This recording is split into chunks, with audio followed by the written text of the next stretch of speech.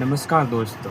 तो आज हम एयरफोर्स के जो हादसा हुआ सबसे बड़ा 7 साल का सबसे बड़ा हादसा, वायुसेना के 7 कर्मी जो असम के जोरहाट एयरबेस पर लैंडिंग के दौरान एक वायुयान दुर्घटनाग्रस्त हो गया और उसमें आग लगने के कारण 5 कर्मी जिनमें से पाँचों शहीद हो गए हैं।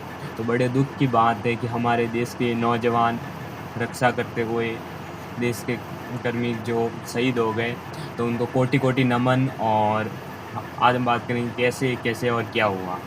असम असम में हुआ जो 7 साल पहले एक केस ऐसा हुआ था, उसके बाद ऐसा कोई केस नहीं हुआ। इस केस में कुल 6 कर्मी थे, जिनमें से सिर्फ़ एक सह पायलट था, वो सह पायलट ही बचा।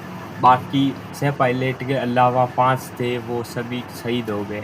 बड़े दुःख की बात है, जिनमें से एक था स्क्वाड्रन लीडर प्रशांत सिंह और फ्लाइंग लेफ्टिनेंट शुभम कुमार भी थे, और सार्जेंट जितेंद्र शर्मा भी थे उनके साथ।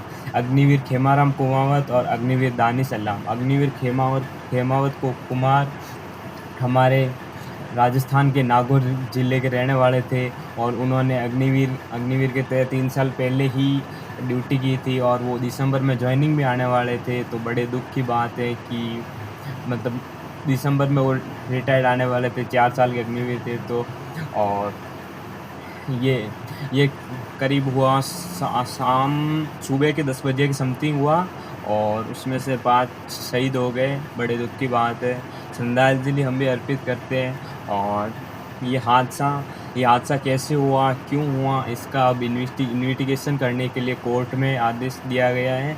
अब इसका कैसे हुआ, क्यों हुआ, उसका तो कोई ज़्यादा पता नहीं है। लेकिन जब वो लैंडिंग कर रहा था तो जोरहाट असम में,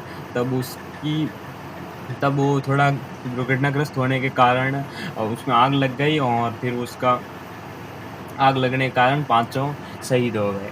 दुर्घटना सुबह करीब 10 बजे हुई थी, और 3 जून 2019 को जोरहाट एयरबेस पर उड़ा विमान दुर्घटनाग्रस्त हुआ था। उसमें विमान सवार सभी 13 जानें गई थी। ये ऐसा केस 2019 में हुआ था 3 जून को।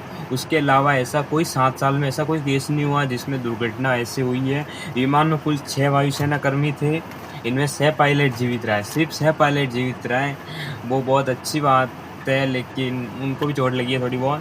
जिनमें खेमाराम कुमावत भी थे, बहुत थे। और जोरहाट के वायुसेना स्टेशन पर 10 बजे हादसा, सिर्फ सह पायलट बचा। तो आप देख सकते हो कि हादसे बहुत होते हैं। तो इसका मुख्य कारण क्या है वो हमें भी नहीं पता है, लेकिन जल्दी पता लगेगा, क्योंकि सटीक कारणों को पता लगाने के लिए कोर्ट ऑफ इंक्वायरी का आदेश दिया गया है। सटीक कारणों का अंदाज़ा लगाने के लिए कोर्ट ऑफ इंक्वायरी का आदेश भी दिया गया है।